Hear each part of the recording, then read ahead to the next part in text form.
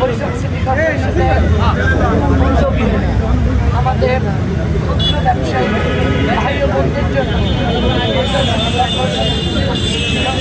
আপনারা জানেন যে বরিশাল দেশ পার্ক আমাদের একটা ঐতিহ্যের মাঠ, আমাদের একটা অন্যরকম ইতিহাস ঐতিহ্য যে মাঠের সাথে জড়িত। সেখানে আমাদের কিছু ক্ষুদ্র ব্যবসায়ীরা তাদের জীবন যাপনের জন্য বা জীবন বাঁচানোর জন্য তারা কিছু কাজ করছে। কিন্তু আমাদের ইতিহাস ঐতিহ্য এবং বরিশালের সৌন্দর্য রক্ষায় এই বার্তা কিন্তু আছে অন্যরকম।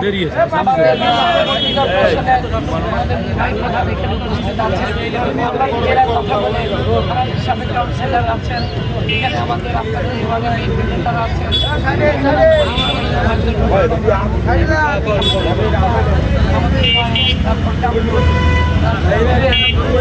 আরো অনেক এখানে ছিল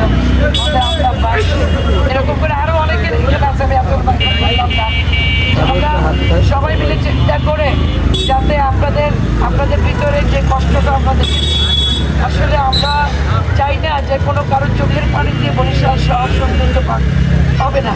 যত সৌন্দর্য করতে চায়, যদি একটা মানুষ, একটা বোন, একটা ভাই অসহায় অবস্থা থাকে, সেই সৌন্দর্যটা কারোর চোখে লাগে না।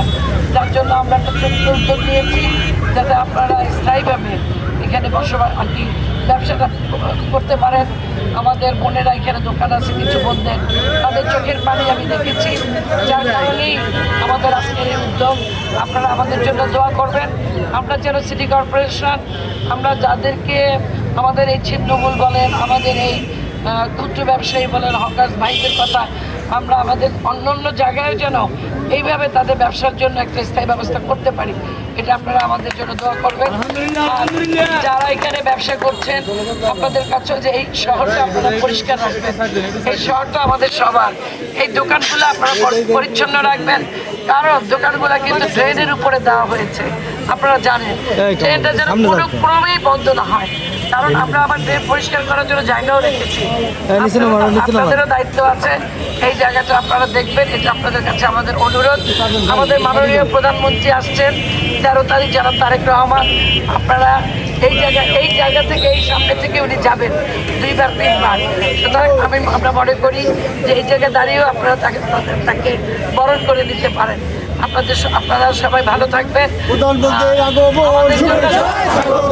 ঠিক আছে, সবাইকে ধন্যবাদ।